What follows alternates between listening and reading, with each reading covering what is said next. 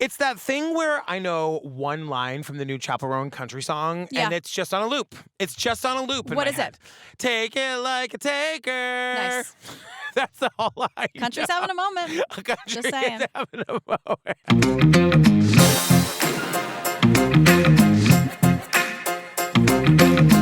Hi, Julian Benzavali. Hello, Patrick Hines. How's everyone doing? How are you doing? I'm doing okay, you know? I'm doing all right. Okay, good. Just had to brace myself there for a minute. Yeah. Fam, just a reminder to join us over there on the Facebook group. But if you're not into that, you got another option. You want to tell them about it? What? The Discord. Oh, the Discord. Yes, I love the Discord. We have a Discord, and it's really great. And if you want to go to it, you can just follow the link in our show notes. What's it like in there? It's really fun. We have all these different channels. So we have like just a general true crime channel. We have like a regular episode discussion, Patreon episode discussion. We have a book club discussion. It's not that I'm not allowed in there. It's just I don't really. You don't want to be in there. I don't really want to, but I will. It's not really my thing, It's but not I will your thing. try. It's fine. People can have different things. They like to have a place where they can go hang out with like their cool best friend Jillian. Okay, cool. And You know what I I mean? love being there. Maybe it's kind of like the planet where we have to live like we want to be sent for. Yeah, that would be great. You know what I Also, mean? someone in the Discord, I didn't ask them if I could say their name, so I'm not gonna. Okay. But they were at Malice at the Palace. No. They were at the game. They were there. Did they say they can see themselves in any of the footage? No, we didn't get there yet. Oh, but shit. That's amazing. amazing. They said they were there. Wow. Their relative had season tickets. I don't want to say too much because I didn't ask permission to talk about it, but yeah. Holy macaroni. Yeah. What are we talking about today, girl? Welcome to a bonus episode, everyone. We promised, and here we are. We're doing more. We love these bonus episodes. This is from that series, Web of Death, that we really like and appreciate. This is episode 5. It's called Facebook Live. That night at that party, she left the house and never came back. Nikishha Hodges Hawkins was shot and killed. When someone opened fire on a crowd after a birthday party. Shockingly, no one stepped forward to identify who shot and killed Nikishha. It said live on my page, so I pushed it. If I would not do this for Keisha, I would be less than a man. It moved a community. It absolutely did. Calvan, to me, seemed like he was not going to stop until he got an answer. I'm gonna get justice. We're starting at the top with Calvan Hawkins. He is the dad of our victim here. Yeah, our victim is Nikishha Hodges Hawkins. This man puts all other dads to shame. This man is really the great. dad of dads. He's really great. He just wears his emotions on his sleeve. He openly cries, which I think is like such a good sign of like emotional intelligence. Yeah, he's been through it, and he, as he says, plays chess, not checkers. This guy is just amazing. I was so happy to spend an hour with him. Yeah. But he tells us what his family was like. He said they were a very happy family of 5. It was just them. He says it was him, his wife Janice, little Cal, Kenyatta, the brother, and Keisha, also known as Nikishha. It's like her birth name. Yeah, her friends and family call her Keisha. Yeah. Keisha always pulled practical jokes on you, but she also was smart. That was my heart. Practical joker. I know. I don't know about that. What do you mean? My favorite thing to watch on Instagram Reels or TikTok are like the reels of people like falling down driveways. I love that. Like those are my favorite. But Like on ice, like slipping on ice. Yeah, like slipping on ice. Like who's having trouble walking down their own driveway?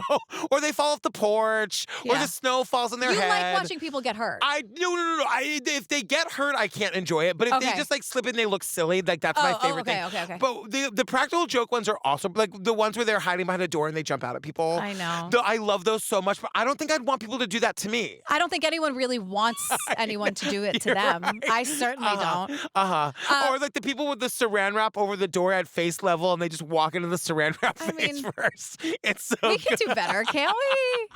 Just feels a little like I know. low-hanging fruit to me. But it's like watching somebody do it, or like when you surprise somebody with an air horn, like you walk up behind them with an air That would I would never talk to you again. Well, there are people you do it to and there are people you don't do Like it to. I would never speak to you again. I would never do that to That's you. a level of like annoyance that I don't think know. you ever come down from. I think you just sort of live there I now. know. But anyway, she was a big practical joker. I just want to know like what her go-to practical joke was. That's all. Yeah. I would like to know like kind of what her style is because I Are we think there's talking whoopee cushions? I think there's a fun style. I would laugh at the whoopee cushion for sure. I think that's very funny. A whoopee That's kind of like, let's go back to basics. If it ain't broke, don't fix it. The old whoopee cushion thing never fails. There's also this lady on Instagram Reels who has fakes a thick New England accent and just calls random numbers in New England. And people, like old ladies, my mom will answer the phone and she'll be like, well, how you doing? And they'll the lady will think that. Chat? But like the people who answer the phone are like I think that she's fooling them into like making them think that they've forgotten who this is or they should know who this is. So now they just have this like chat for 5 minutes. So good. So it's harmless, I guess? It's so harmless. Okay, then they hang so up. Sweet. They hang up. So it's not the Jerky Boys, if anyone knows that reference. The Jerky Boys. So Calvan is a protector, Yes. He says, I just want to protect my family. That's the only thing I ever wanted to do.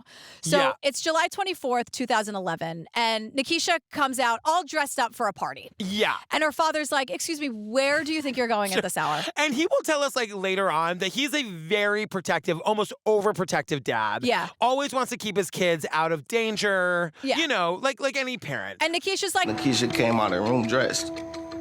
I said, where you think you going? Because I'm seeing the time. Like, where you think you going? She's like, I'm going to Pawpaw House. I said, I know you lying.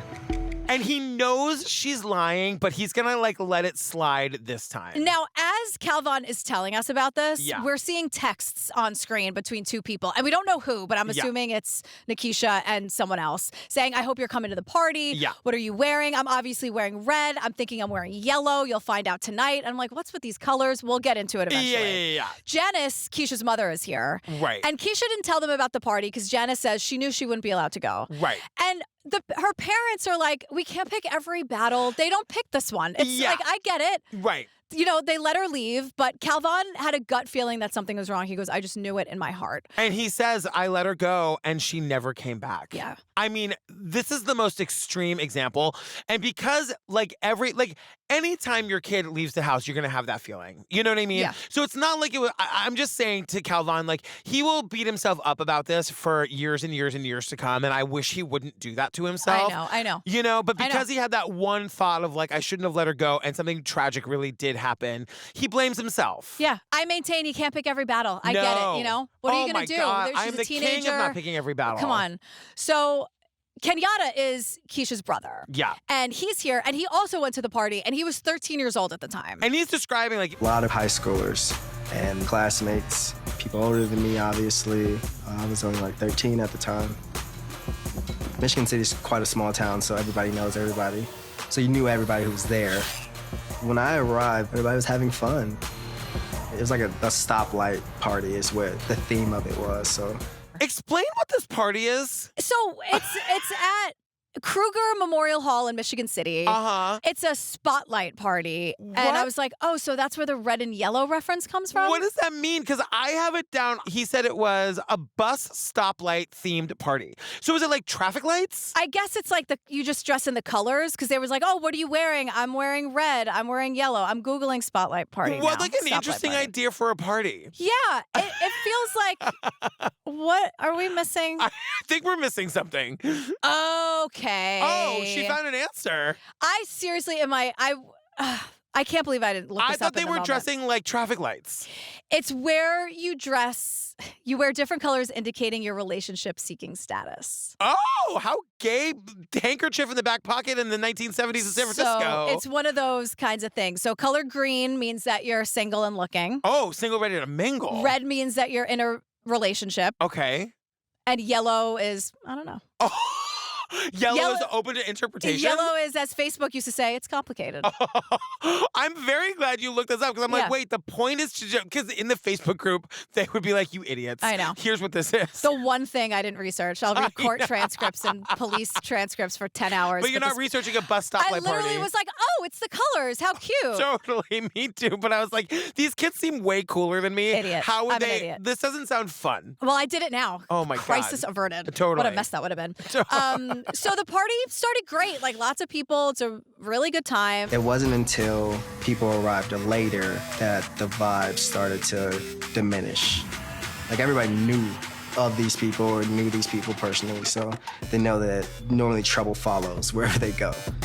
There's a lot less people dancing and having a good time, and everybody's just like looking over their shoulders. And then there was like this crew of people who showed up that like everybody kind of knows where these people go, trouble follows. Now they're there and the party's not fun anymore. And the vibe is totally ruined. Yeah. And suddenly there's like a lot of tension and a lot of conflict. There's a group of girls that start fighting, and then the bad vibes crew start fighting with people. It's just bad news across the board. Yes. And then the party shuts down. Right. But that ended up causing more chaos. Yeah. Well, what happens is like whoever's running the party kicks everybody out. Now there's 150 kids out on the street. And it's just like a mob of people walking around. I lived in the West Village for a year when I was very young and when I was like in my early 20s, and I had this amazing apartment where it was a 3-story building, and the apartment was the top floor. Then there was like a warehouse underneath us, and that we could get into. And one year, my friend Jordan and I threw a Halloween party in there and invited everybody in the West Village that is already mobbed on Halloween. Literally. You can't walk in the West Village at all. I know. And this was 2001, before the straight people took it over and made it super boring. But it was awesome, and we had like 200 people at this. We hired a DJ. We put in lighting. Fun. It was wild. Fun. And the cops came and we're like, oh my God, we're all going to jail. And they're like, nope, just stay inside. They're like, we are gonna. We were never here. You just keep your friends inside until midnight, and it's all good. Nobody's gonna get in trouble. Wow. Because they wanted to avoid exactly what's happening here. Did someone complain about the noise or something? I don't know, or probably. I mean, like, there was no other tenants of the building, so it wasn't like we were disturbing our neighbors. But who knows? Maybe they just saw the lights from outside, because like we hired lights and fog. We went into Jersey and bought bales of hay and pumpkins. Like we fucking did it my God. for Jesus. It was such a good party. That one time you were a party animal. Yeah, totally. Oh, and I'll post pictures in the Facebook group because Jordan and I went as gay scarecrows. Cute. My friend Alexa. Is there any other kind? I mean, let's get Literally no. My friend Alexa went as Ophelia, drowned in the swamp. In the swamp, Ophelia. Yeah, exactly. Like Shakespearean Ophelia, and we put like shit in her hair. It was really good. Wow. Yeah. But anyway, the cops, like, this is like a situation of like what happens when you do break up a party like that and make 150 people go out onto the street. Well, also, tensions are high and people are pissed, and like no one likes getting kicked out of a party. So this is a recipe for disaster. So it's 10 o'clock. Keisha calls her parents. The phone ring. It was Keisha. And she's like, Mom, can you come pick me up? I'm like, where are you at? She was like, I came to this party. I don't want to be here. Can you come pick me up? So Janice left. The next thing I remember is like 8 or 9 gunshots going off. Remember, she told her parents she was going to her friend's house. She lied to her parents. She called her mother to say, I lied. I went to a party. Come and get me. The mom's like, great, be right there. Keisha does the right thing. Yep. Janice, the mom, does the right thing. No Yep. questions asked, goes and picks her up. Yep. We've talked about this before. I've pled to you before. Please have a relationship with your kid or kids or whatever, the guardian, whatever. Yeah. That this is how it is.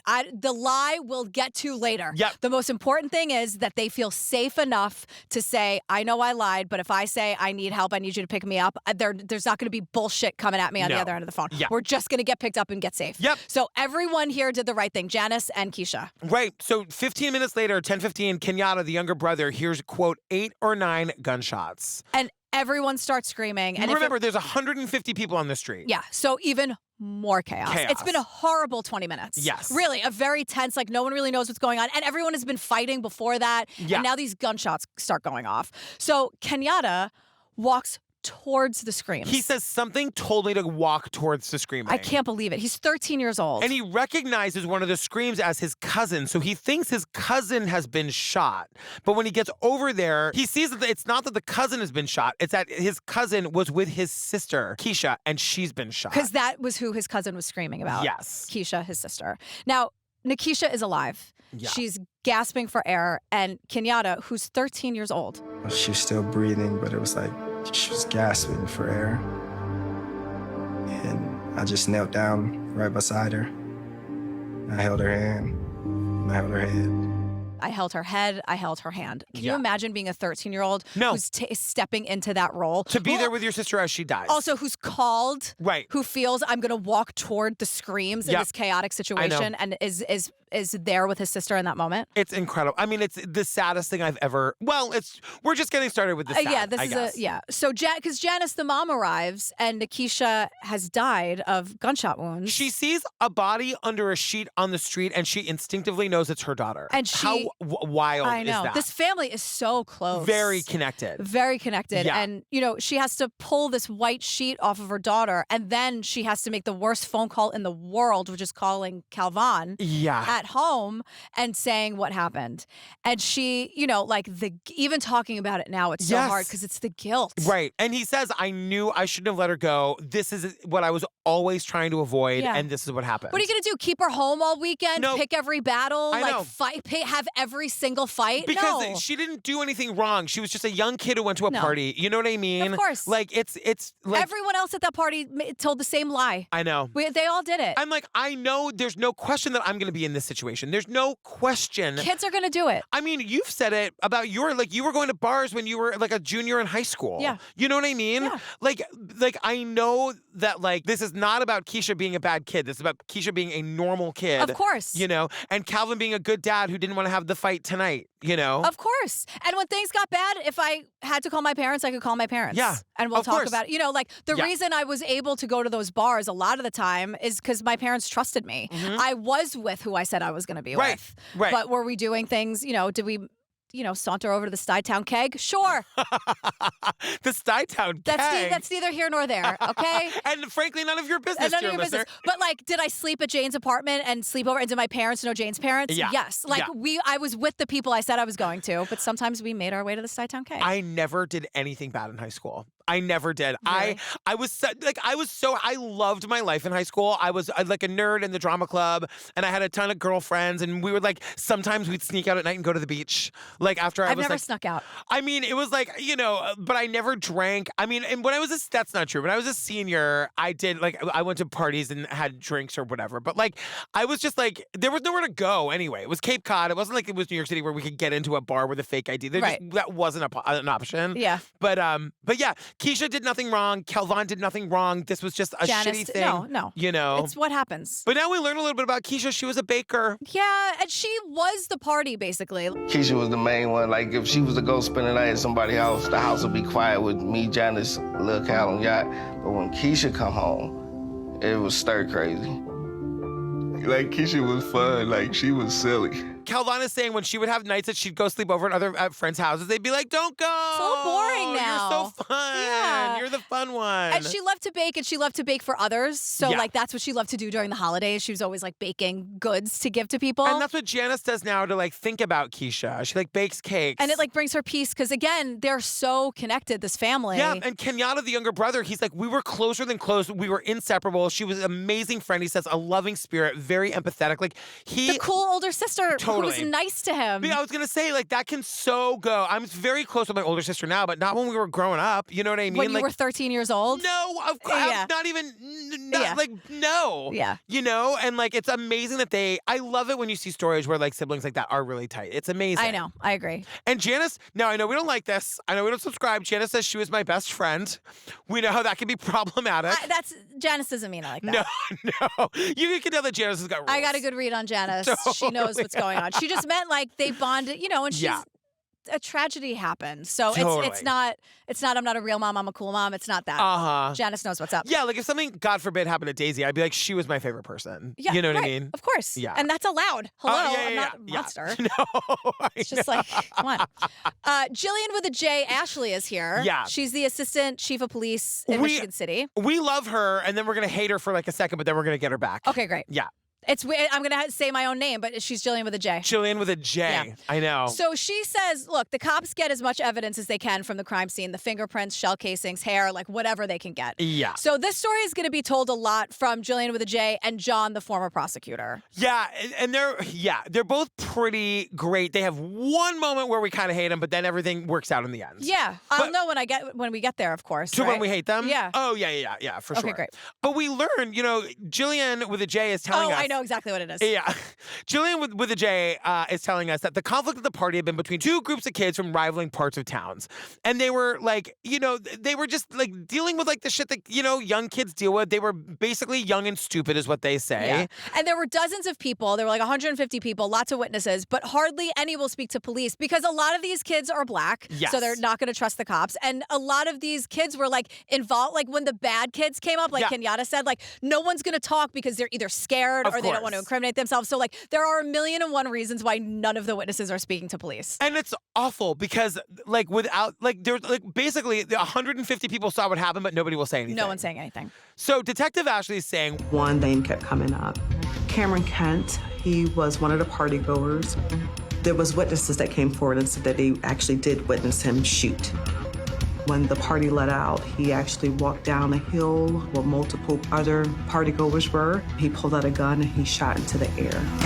Many people came forward and said that they saw him shoot, like be one of the shooters in the crowd. And so Detective Ashley is just saying, we talked to him extensively. Yeah. And ultimately, he gives up his gun, and ultimately he's charged with Keisha's death. Because this guy, James Sanders, was shot and injured, and he told police that Cameron was walking down the hill firing shots in the air. So they're like, we have to talk to Cameron, obviously. They talk to Cameron, and Cameron's like, I'll show you where the gun is. And he's 100% charged with Nikishha's death, like right away. It just, why do these kids have guns? I mean, I know that's a dumb rhetorical fucking question, but like, imagine being in a crowd of like people that you go to high school with, and all of a sudden people are shooting. Yeah, it's that crazy. Is terrifying. Yeah.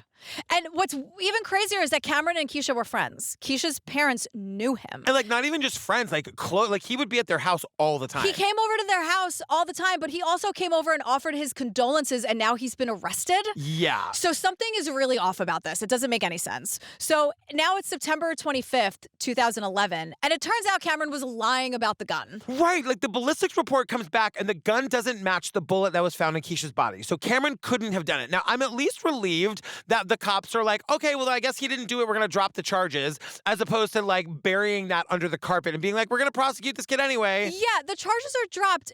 Cameron didn't do it, but I'm confused. One, why did he direct them to his gun in the first place? I guess guilt, or what am I missing? And two, why would they charge him before the ballistics came back? I know, and he's not here to tell us what the story here is. Because, like, was he saying it wasn't me, and they're like, no, people saw you do it, so we're charging you? But then he brought them to his gun where he hid it or whatever. Maybe he gave them the gun thinking that would, I mean, and luckily he did, because it proved that he wasn't, like, if he hadn't given them the gun, he probably would have gone down for this. It seems really ridiculous and out of line to charge someone before the ballistics come back. Couldn't agree more. But that's just me. Chilean law. Just me. So if Cameron didn't kill Keisha, who did? Right. And now we're back to like, no one wants to talk, and the parents are telling their kids, stay out of it. No one wants retaliation from these gangs or whatever. They don't trust the cops. Yeah. And this is where the prosecutor says, like, after going back to the public and getting no help from the 150 people who saw what happened, he was like, our decision was we were going to leave the case open, but we couldn't actively investigate it because, like, there's nothing to investigate at this point. So there are no leads. There's no information. The case goes cold. Yeah. And so it's 2016, 5 years later. Calvan is having a really hard time. He's Keisha's dad. And remember, like, we see him now and he's kind of full of energy and he's awesome. And he was talking about, like, how amazing their family was. But he's saying Calvan was very depressed. So he didn't really talk. He didn't really come out of his room. I just wanted to just lay there and wallow in my sorrow. I just wanted to wallow in my sorrow. Yeah. And I was thinking about that. I think that there's a way that actually makes you feel close to the dead person. I think so too. I think there's also a lot of guilt of, what does that say about me if I have a nice day? What does that say about me if I move on? Is there moving on? Is that forgetting this person? I think there's a lot of stuff that you internalize that I don't agree with. Like, I think you have to go outside, or I think you have to try to find joy somehow. Because the thing about it is, like, if the rest of the family is trying to move on and you're the guy in the bedroom with the blinds down and the door closed, and like that compounds how hard it is for the rest of the family. Yeah, and Calvan says something here that really struck me. He said, I was angry and I couldn't grieve. Yes. And I was like, that's a perfect way to say it, because he wanted to be in his anger, which I totally understand, but the family's going through the grieving process. Yes. Which eventually takes you out of that dark room. Right. And he wanted to be with his anger, and I hear that. I get it. But, you know, Janice is saying he felt like he failed Keisha and he failed all of us. He's like, she's saying this was why he was overprotective. This was the thing he was trying to protect her from. And in that one moment where he's like, I shouldn't let her go, but I did, she walked right into it. And also, like, Kenyatta, the younger brother, is like, but he still had other kids. I felt a ton of resentment, actually. But seeing my mom being this fortress, this rock, a woman of strength, showed me that I need to make sure that I am being a man of strength and being a support system for my family. when I saw that my mom was a fortress for the family, I realized I could be a fortress for my family too. And now I hate this expression, but for lack of a better way of saying it, he decides he's got to like be the man of the family because his dad is just absent. His dad is absent, but he's right there. He's right there. You know? Maybe you can't get to him. Which is worse. Yeah. So, Janice was leading the support system. She was the strength. And then now we meet Eileen Silk Stebbins, who's Nikisha's childhood friend. She's awesome. Yeah. She's in college. She's on Facebook. She comes across what she calls a slam page. Have you ever heard of this? I know, like, a shitposting page. It's just like people who want to talk shit like fucking losers. But wait, because Facebook is not anonymous. So, like, she's saying it's like, this is where you can go and, like, talk shit about people anonymously. But I'm like, do you make a fake Facebook profile? I guess that you make, like, a burn account, I guess. Okay. And you're just, like, there to talk shit about people? It's just like a cesspool of negativity and bullshit. The internet can really be used for the forces of evil. I know. It's ridiculous. I know. But she calls it a slam page. And so just a bunch of fucking losers who want to talk shit anonymously. Like, cool story, bro. Except I feel like in this instance, it's kind of like people who have information and don't have a better way of getting it to the family. Well, now it's become that, but the origin of it is bullshit. Yeah. But they're talking I've about... never seen anything like that. Maybe I'm on like loser Facebook. I've never seen a thing where people just go and be mean to people on Facebook. I think we've agreed that those people are the losers. Right. Like, what the fuck? And like, do you know that there are chat boards or whatever on like BroadwayWorld.com is a place where you can just go and anonymously talk shit about Broadway actors and Broadway shows? Yeah, welcome to the internet. I mean, there are like a million corners of the internet that are about anonymously shit talking people. It's like who has the time, I wonder? The losers. The losers. Yeah. So, but here's what's going on though. In this one, people are starting to talk about Keisha, saying they know who killed her. Yes. That's when they started dropping like names and these clothes were worn. I know this gun was there, kind of giving like hints of who killed Keisha. Details are starting to come out because it's been like 5.5 years. Yeah. And so people are saying way too much though. And the comments are getting deleted, but screenshots live forever. Yes. And so Keisha's friends are screenshotting everything and sending it all to her father. Yeah. And the dad is like, I barely knew what Facebook was. Remember, the dad is despondent. He's up in the room, can't do anything. But now all of a sudden he's seeing there's like information about his daughter's murder. And so Calvan takes the screenshots and brings them to the police. And the police do not care. This is Detective Jillian Ashley with a J. This is where we lose her for 1 minute. Because she literally is like, sorry, like that's third-party information. It's hearsay. We can't use it. And I'm like, could you look at it though?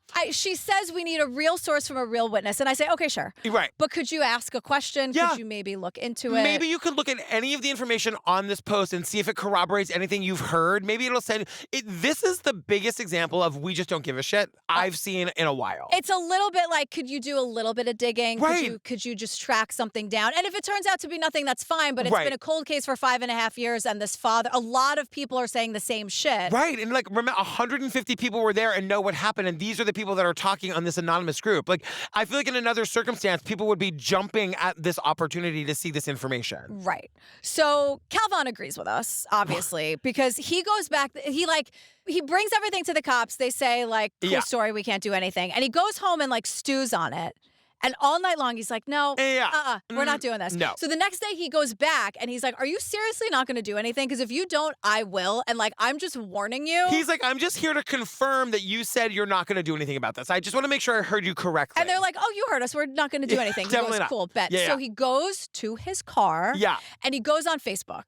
And he says, I see a button that says live. I love this so much. And he clicks on it and he goes, and it said 3, 2, 1. And in Hollywood, that means action. And I'm like, yes, Calvan, let's go. Yes. Calvan goes live outside the police department. It's amazing. And he's like, these people won't help me, man. Tom, can we hear a lot of what he says? Because he says what everyone is thinking. They ran me out of the police station last night, told me they can't do nothing for me, man. They killed my daughter 4 days before her birthday, man. I had to bury her for her 18th birthday, and these police would not help me. I got all the screenshots, and they still don't want to do nothing about it. I had to bury my daughter for her 18th birthday and nobody will help me. That's the other thing. She was murdered 4 days shy of her birthday. He buried her on her birthday. I know. And now he's got information for the first time in 5 years, and nobody will help. And it's so sad, and it breaks your heart, but it's kind of amazing to watch. Yes, just like this fire come out of him. And at one point, he's arguing with a police officer in the street in the rain. That Rain is a paid actor. I know, because what happens is he's out there. Because we're seeing the number of shares on the Facebook post going from 1 to 5 to 13 to 40 to 90. So the cops are very aware this is happening. So after kicking him out and being like, we're not going to help you, they send somebody out to be like, you know what we would love to do? We'd love to help you. Talk about this quietly inside. We would, and he's like, fuck that, fuck you. Right. I don't want your fucking help. I'm going to do this on my own now. Kenyatta hears about it at school. Yes. It's going viral, like where people are like, hey, your dad is doing that. And Kenyatta is loving it because he's like, that's not the person who was locked in his room every day. Like, this is who we needed. He's like, my dad's back. Like, can you imagine, like, your awesome dad, Calvan, who was awesome all your life, then you lost your sister and basically your dad in the same day? Yes. The dad's right there, but he's gone for 5 years, and all of a sudden he's got all of his passion back. It's amazing. It's energizing everyone. Yes. Like, Kenyatta, everyone, the community. 85,000 people watched. Yes. So many comments, shares, people all over the world. People are coming down in real time. I know. This video started with Calvan alone outside the department, and now people are showing up with signs, honking their horn in real time. And it's like days and days, and he's just doing it every single day. And now Jessie Schultz is one of those 85,000 people who saw this. She's a reporter. She was a brand new reporter at the time, and she sees this Facebook Live, and she's like, I remember seeing Calvan's Facebook Live. There was so much raw emotion there, and grief and sorrow and anger, and I wanted to talk to him. My news director at the time said, if you really want to do this, go an hour away and just get back in time to get it on air. She's so moved by it that she drives an hour away to meet Calvan outside. And this is her first job out of college, by the way. She had to pitch this to her news director, who's like, girl, go do it. Just be back in time to get it on the air. And she does. Yeah. So she like hears about the story, drives an hour, reports everything, films whatever she has to do, and has a story in time for air that night. Yes. This is what I'm fucking talking about. It's so good. This is how you get stuff done. And what's amazing about Calvan is that, like, you can see he doesn't even know, like, in the beginning, he did not know the power of what he was doing. No. He didn't know the power of what, like, hitting go live would do, you know? It's amazing. It's unbelievable. So he's going live constantly. Yes. News stations are picking up the story. It's everywhere because now you have all these people invested and they want updates. Yes. And he's giving the people what they want, which unfortunately is nothing right now. Right. And the more he says that, the more galvanized people are and the more eyes and ears are on this thing. And so this leads the chief at the time to assign new detectives to the case. Like, finally, like, they said no a week ago, and now just based on him, like, taking his own initiative, they've got new, and Jillian Ashley is one of the detectives assigned to the case. So Jillian Ashley is now a captain, but at this time she was a detective. Yeah. So it's Jillian Ashley and Anna Painter. Yes. And so they make a plea to the community. They're like, look, do this for Keisha, do this for her father. This is your community do what we wouldn't do a week ago. Right. Thank you so much. And they were like, you guys were young when it happened, but you're adults now. Yes. So stand up and be the adult in the room, do the right thing, help us solve this case. And this is what they count on in these cold cases, that, like, what you were afraid of 5 years ago, maybe you're not afraid of anymore. Right. Maybe that person that you were afraid of that did this died or moved away or whatever, or you know? just, like, you have a different view of the world. Maybe you have kids now and this means something different to you. Yeah. Maybe. Yeah. So detectives, Jillian with a J and Anna get to work. They start the case over completely, which is usually what happens in a situation like this. Like, fresh eyes, we're going to start again from scratch. They start with they have 140 statements. On, like, CD-ROM, apparently. Yeah. We see all the CD-ROM. I was like, oh my God. Yeah. They listen to them again like they've never heard them before. Yeah. So let's go back to 2011, the initial investigation. Yes. Michael Cooper is a witness. Michael Cooper came forward to say, I have information about her death, about who was responsible. It was a young man whose name is Charles Guerin. He had a gun that night. I saw him shoot into the crowd, and he is the one that's responsible for Nikisha's death.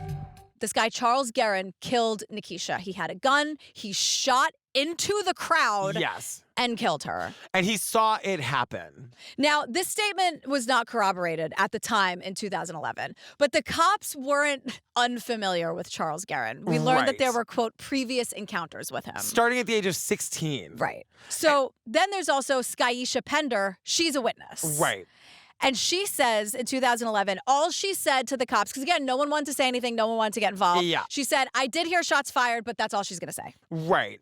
So in 2016, Skyisha Pender is re-interviewed. She says the same thing. She doesn't want to go much further, but ends up giving a very useful statement. So she says in 2011, she was in a relationship with this guy, Charles Guerin, the guy that we think is the killer. Yeah. She was at the party. He showed up. After the party broke up, 75 to 100 kids poured into the street.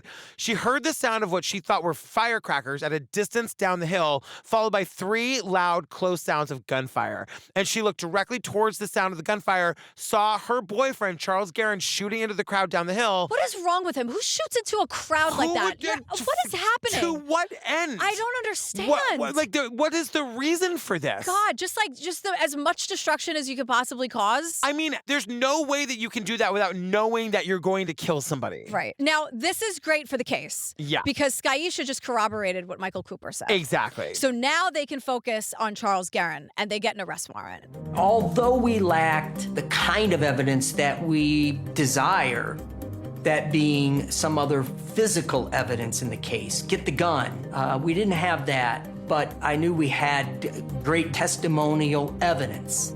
We had 2 people whose statements are being provided independent of each other. 2 people say they saw him independently? Meaning, like, they didn't know each other. There's no reason for them to both be pointing to the same guy. They're not in cahoots. They're not in cahoots. And that it would be really helpful if they had the gun. They don't have the gun, but they've got these 2 statements. They think, like, I think more than anything, they're feeling the pressure from, like, the Facebook Live audience. Like, we got to do fucking something. Exactly. You know? And when in doubt, go on Facebook Live. And speaking of Facebook Live, this arrest, because they arrest this Charles guy, happened 1 month after Calvan's first Facebook Live. That is fast. And now, it's been 5 years since any movement in the case, and 4 weeks since the police said, we're not going to fucking help you. Yeah. He went on Facebook Live in the parking lot. 1 month later, they arrest this guy. And they have an arrest. And people are starting to come forward. You know what I would love? I would love somebody to go through the comments from that burn page or whatever it's called, that slam page, and see if any of that evidence pointed to this Charles Guerin guy. And if it did, everybody should be fired. Yeah. You know what I mean? I'm sure it did. I'm sure it did. It was right there. Yeah. I would say it's a very safe bet that guy's name was mentioned in this. You know what I mean? It's like, I can't believe how blatantly Detective Ashley herself is here to say, yeah, we weren't going to look at it. Sorry, it was, hearsay or whatever. It's like, or whatever. You know? Yeah. So everyone knows Charles and his friends. And Calvan says they were always shooting around here all the time. They were the bad kids, and people were scared of them. And that's a major reason why no one was saying anything. But like 5.5 years is a long time. So grow up and speak up. I'm so conflicted about that. Of course, you don't want to put anybody else in danger, but like if it's my kid and I know that my neighbor's kid knows who killed her, but they're and I know that their parents are saying, stay out of it, mind your own business. It just causes more attention in the community. And it's like somebody knows, you know what I mean? Yeah. Like there's a dead kid here. I know. So, but Chief Jillian with a J says an arrest is not a conviction. So we have a long road ahead. Because again, this case is pretty weak. We're looking for reasonable doubt in front of a jury. Like it's kind of there. Right, because it's 2016 and Skyisha's just been re-interviewed, but they got to go find this Michael Cooper guy who gave the original statement that Skyisha just corroborated. Well, guess what, everybody? Yeah. They meet with Michael Cooper. He recants his statement. Yes. Michael recanted his previous statement, denied that truly happened. He said that I made it up. I told the investigators what they wanted to hear. I told you what happened 5.5 years ago. You didn't think what I had to say was strong enough. Don't bother me now. I've moved on. So now this means we're back to square one. Yeah. And this is a problem because now there's no case. There's one witness. It took her 5.5 years to talk. Now nothing is corroborated because Michael Cooper said, I'm out. There's no physical evidence. Right. John, the lawyer, is like, oh, this is not a case you take to trial. Like, yikes. And they're saying like they could maybe force some kind of plea agreement for something far less than murder or whatever. But the best part is that they make the decision, the prosecutor makes the decision to let him plead to criminal recklessness, which would have gotten him like a year in prison or whatever. That's the only case the DA can prove, and so they're like, it's kind of this or nothing, so they're going to do something. But they take it to the judge, who clearly has been following this story on Facebook Live. The judge says, hell no. Because what happens is that everyone's devastated. Yeah. And Calvan is on Facebook Live, like super emotional about like this guy's going to get a plea deal. And the family and the community come together and demand that the judge reject the deal, and they do. And the judge does it. Now, the prosecutor could have dropped the case at that point because the judge says, I'm not taking this plea deal. So either you try to go all the way with this thing or you drop it. Those are your only two choices. We're going all the way, girl. Yeah. We are going all the way, May. Get this guy. We're going to trial with one witness who didn't say anything for 5.5 years and no physical evidence. Yeah. This is tough. Right. I don't know shit about shit, but this is hard. Yeah. But I'm glad. Like, I'm glad that, I don't know. They're going to try. I'm glad they're going to try. They're going to try. This is it. And really try, not this like criminal reckless thing. Like really try it for real. Yes. So it's September 17th. They really need Michael Cooper to talk. The guy who recanted his statement. So we subpoenaed him to produce himself for an interview. So Michael was ordered to show up in Indiana, and he didn't. He ignores the subpoena. I didn't know this was a thing you can do. He ghosts it. He just doesn't show up. I'm just the person who does what they are told. You know what I mean? Yeah. I'm the kid that grew up, like, when the kids were talking too loud in social studies, I'm like, stop it, the teacher's gonna yell. If I'm subpoenaed You for didn't like ask for homework, did you? I did once. You did? I did one time. Ask if we could have a 500-word essay for the next day. I did once ask. What? I don't remember, but it was social studies, and I was like, you like for the specific assignment. It wasn't like, oh, teacher, it's 3:30 on a Friday. You forgot about homework. It was 8th grade. Mr. Baudeau didn't give any homework, and I was like, could we maybe like have like an essay? We could write an essay on this for tomorrow. Looking around, like, isn't that a great idea? Are you all excited to continue the conversation through our essays tomorrow? How dare you? I know. Why would you do that? I was just a little gay boy who didn't know any better. I just wanted to continue the conversation. I didn't remember what we were talking about. You don't want to do anything like that now. But like you don't want to. But I'm saying, like, you don't seem like the person who wants to do, like, extra, like, homework, like, write an essay. No, but I just remember the conversation. Like, I remember we were having an interesting conversation. I was like, what if we all go home and think about this? Just want to keep talking about it. Write an essay. Come back in tomorrow. We can all, like, read our essays to each other. I think it was more like I thought I was a good writer, and I just wanted people to tell me how good my essay was. You want to be graded on it. Totally. You didn't just want to do it, like... No, not even graded. I wanted to read it out loud and everybody be like, wow, that was really good. I know. I'm the bad guy here. I know, a little bit. I know. 500-word essay. I would have been like, I know. oh my God. Anyway. So the prosecution subpoenas him for the interview. He ghosts them. He doesn't show up. Now, I just can't believe that. I can't believe you think you can just not show up for subpoena. Well, as Chief Jillian with a J says, not really. No. So she uses this word here that she thinks I don't know what the translation is. So she goes, what we did next was, quote, unconventional, but had to be done. The translation is they find some bullshit reason to arrest him and bring him back to Indiana. In which case, this case, I say good. Bada you know bing, what I bada mean? boom, we're talking to Michael Cooper. But they sit down. I mean, that's what unconventional means, Totally. Jillian with a J. Of Let's course. be real about Right. it. So she's the one who said, we're not going to help you, sorry. yeah, she's you know like, what I mean? we found a lesser charge. It was a bullshit charge. Right. So they sit down with him, and according to John, the prosecutor, they are super nice. I think I know what you must be thinking, that you told what you knew, nobody listened, nobody believed you because nobody did anything about it, but we're here and we believe you and we'd like to have that conversation with you. In that process, he decided, I'll do it. He'll talk. They just want to reason with him, and it's all about justice. I love in your version, they've got him tied to a chair. Well, because suddenly Michael Cooper does decide to cooperate. Yeah. And I'm like, did they maybe, perhaps, I don't know, threaten him with a bigger charge? Uh-huh. Like, how unconventional did we get here? Listen, if you ignore a subpoena, I don't know what level of crime that is, but it's not good. I understand. And I know that he's important to the case. Yeah. But how unconventional do we get here? Totally, like. How much lying did we do? Because we know cops are allowed to lie. Uh-huh. So what did we really offer him or threaten him with to get him to suddenly talk? Because 2 days ago he didn't want to. But he is being a little piece of shit about it. Don't you think? Agree. Yeah. I agree. I'm just talking about the system Right. that I know. want burned down to the ground. Jillian's law. I'm telling you, we got to make the show. But we have a Jillian with a J right here. But she would not be sent for if she accidentally got on that spaceship. It seems like she would not be sent for at this point. I don't know. I can't can't make that decision without consulting the coven. I can't do it. I can't make things on. This is not a cheerocracy. You're right. All right, we got our two corroborating witnesses. We're back in action. It's a stupid word. It's a horrible word. I hate it. It's one of my least favorite words. It's a bad word. I don't know if I could pick another one. Certificate. I don't like that one either. Oh, okay. Yeah, I had a really hard time with that one when I was a kid. It's a tough one. I couldn't say certificate. Yeah. It's not as bad as corroborating. Corroborated is pretty bad. It sounds like you're saying it wrong. I know.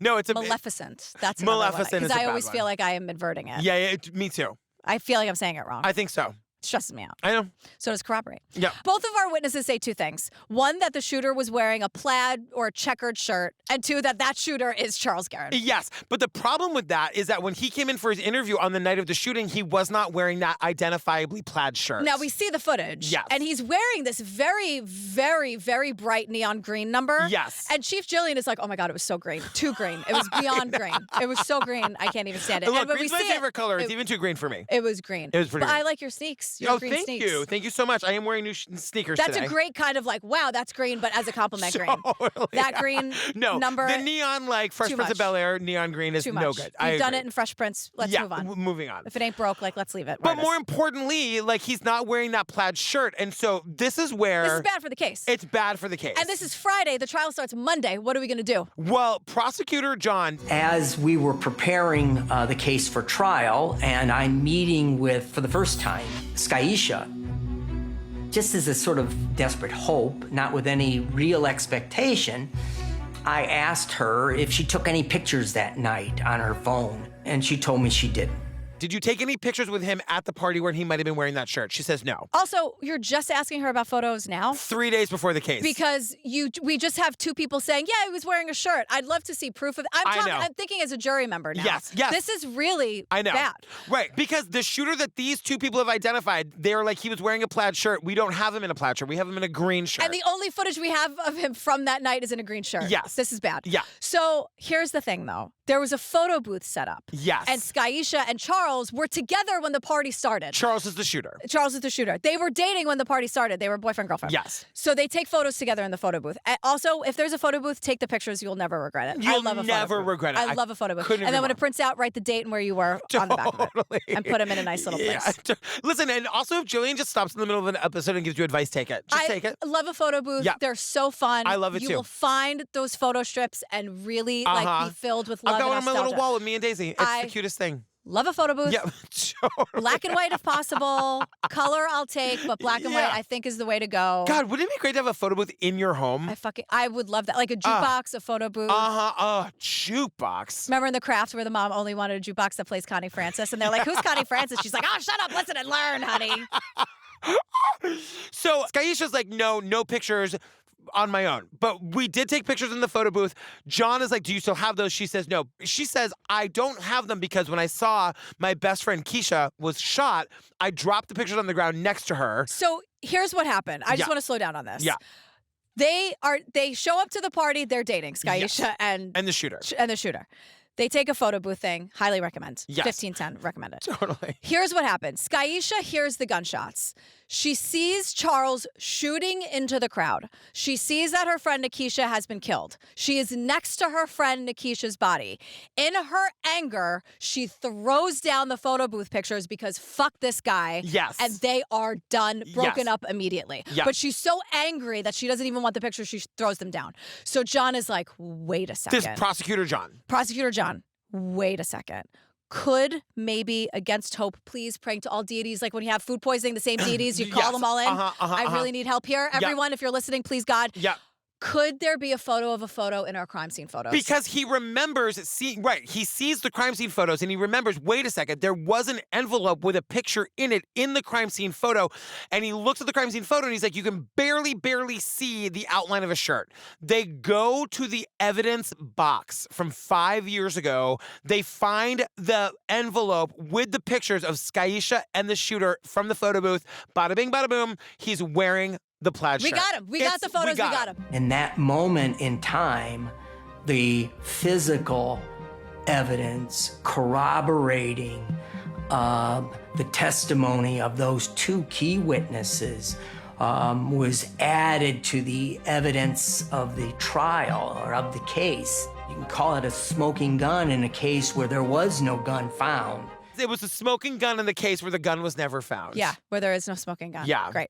So everyone's very excited about this. Again, talk about down to the wire. We're doing this 3 on days work. Friday. What was the plan should this not have happened? I don't know. You know what I mean? I don't know. Yeah. I think John was like, I was just going to really argue my ass off and hope that our 2 witnesses were good enough. But I mean, I think he was going in there saying, I'm doing this for Keisha and her family. Yes. Knowing that this is going to be a major uphill battle. Yep. So it's September 19th, 2017. The trial starts 6 years later. Because remember, Nikishha was killed in 2011. Yeah. Courtroom is packed. On both sides. All of the Facebook Live people. Yes. So many people from around the world have been following this case. Yep. All eyes are on it. So Janice, Nikishha's mother, says, like, it was hard, but she says the trial was therapeutic. Yes. We have more witnesses who say that they saw Charles, the shooter, with a gun earlier at the party.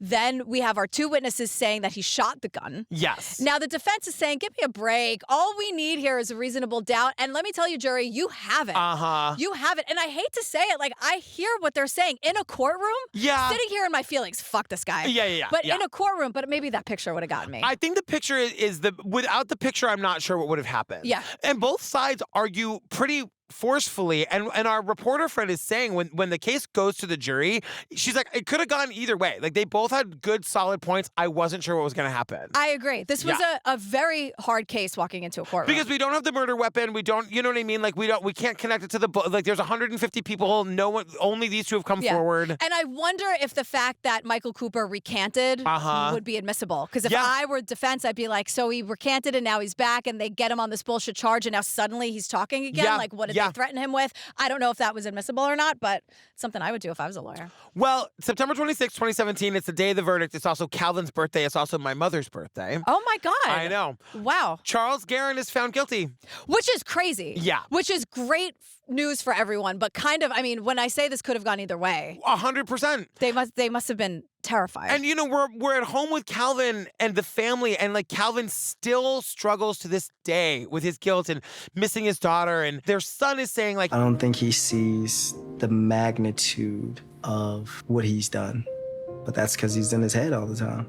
The moment he gets out of his head, he can just see how amazing he is. I was trying to give you the thumbs up. He took his circumstances and literally changed them.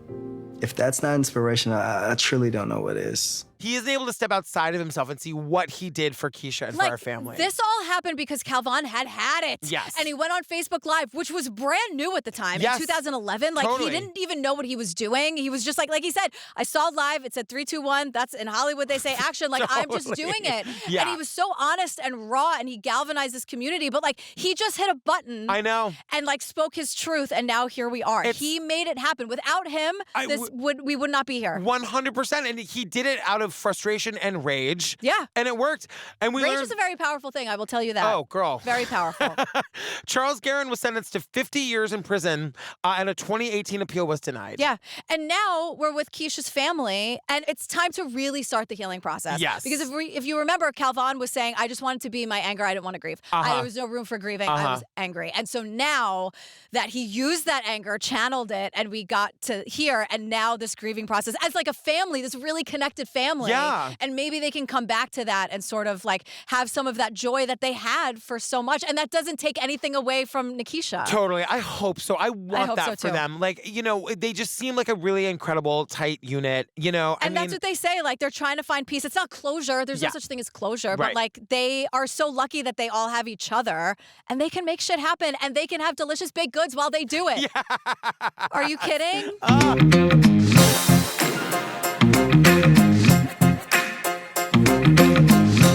Oh, girl. What's it called? We did. So this is our second bonus episode. It's that series Web of Death, episode 5. It's called Facebook Live. Yes. Oh, right. Yeah. It's really about the murder of Nikishha Hodges-Hawkins. Yes. Fam, if you love what we do, come join us on Patreon. You've got over 450 full ad-free bonus episodes to download and binge the second you sign up. Wow, that's I know. a lot. It's so many. Just objectively, that's a big number. It's a lot. It's where we cover all of the series that happen that are more than one episode. So it's like we did the Gabby Petito one, and we did Ashley Madison. Remember Ashley Madison? Yeah. We did Bad Vegan. We did The Jinx. We're doing Scamanda. We did Anatomy of Lies. Yes. Lots of fake cancer. We're doing Fox Hollow. We're doing Look Into My Eyes. We had the Patreon is. It's crazy. I don't want to say popping, but I'm saying popping. It's popping. We've got Drag Bingo at the $5 level once a month. It's my favorite thing. Schwa's the best. Ad-free episodes. We got a tier where we send you some stuff sometimes. It's just a really fun place if you want more of And sometimes we make special episodes for you, like we were doing Unsolved Mysteries, and we have some new ideas brewing for that too. So we'll see. Just it's a party. Everyone's invited. If you want to come to the party, that's great. Yep. That's it. You're invited. Fam, we love you. Thanks for checking out our bonus episodes. They're so fun. We love doing this. And there's more coming. This is only our second bonus. I know. We like 25 this year. I was gonna say we have double digits coming your way. So stay tuned for that shortly. Now that this is what happens with the bonus episodes. Now that the floodgates are open, you will be getting these bonus episodes regularly. Truly. Just let you know. All right, we love you. All right, we love you. Bye. Bye.